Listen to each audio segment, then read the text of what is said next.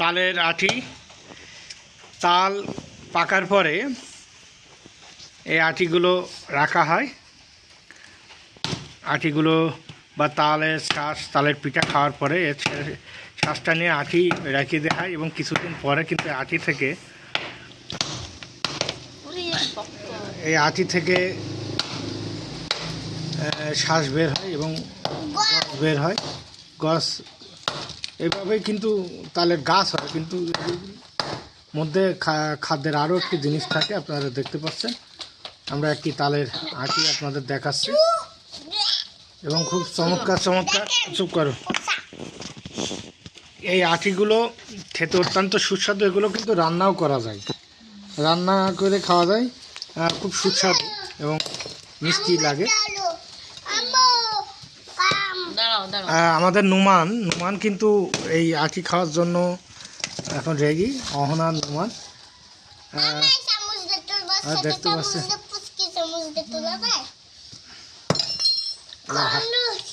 হাত কাটবে কিন্তু আমি বললাম একটা কাঠ নিয়ে আসো বড় দেখি। কাঠের পরে রিকিটা কেটটাই ওটা কাটো দেখি। দর্শকদের উদ্দেশ্যে দর্শকদের দেখাচ্ছি যে খুব কিন্তু সুস্বাদু, মিষ্টি, ভালোই লাগে খেতে। আর নুমান আর অহনা কিন্তু রেডি, তারা প্রস্তুত। যে কোনো মুহূর্তে তারা এই আঁটি কিন্তু খাবে। তাহলে শ্বাস অসাধারণ সুন্দর সুন্দর।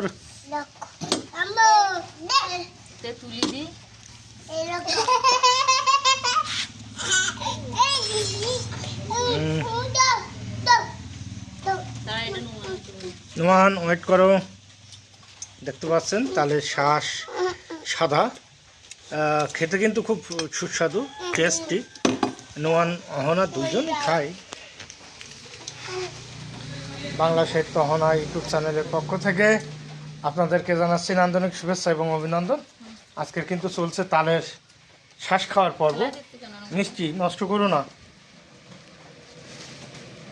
এবং এই পর্বে আপনারা দেখতে পাচ্ছেন তালের আঁটি। আমরা আপনাদের দেখাবো তাল খাওয়ার পরে এভাবে কিন্তু আঁটিগুলো তালের ছেঁকে নেওয়ার পরে পিঠা বানানোর পরে আঁটিগুলো এইভাবে সংরক্ষণ করা হয় এবং সংরক্ষণের পরে আঁটি থেকে কিন্তু গস বের হয়। দেখতে পাচ্ছেন প্রতিটা আঁটির গোড়া থেকে কিন্তু গস, আপনারা দেখতে পাচ্ছেন এর প্রতিটা আঁটির গোড়া থেকে কিন্তু এই গস বের হয়েছে, মাটির সাথে লেগে গেছে। এগুলো কিন্তু এইভাবে আস্তে আস্তে এগুলো একসময় খাওয়ার উপযোগী হয়। এগুলো প্রত্যেকটির গোড়ায় কিন্তু গস আছে, আপনারা দেখুন। এবং এগুলো কিন্তু খাওয়ার উপযোগী। এবার এগুলো কেটে খাওয়া যায় এবং এগুলো কিন্তু রান্নাও করা যায়। রান্না আমাদের নুমানরা কিন্তু আজকে আমরা সবাই মিলে তালের আঁটি খাচ্ছি, খুব সুস্বাদু। এই যে খাও নুমান, খাও অহনা, খাও তালের আঁটি।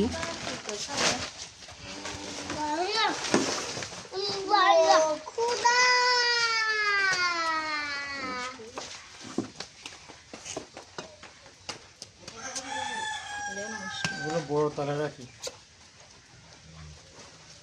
আমাদের ওখানকার সব কটা গস বেরিয়েছে।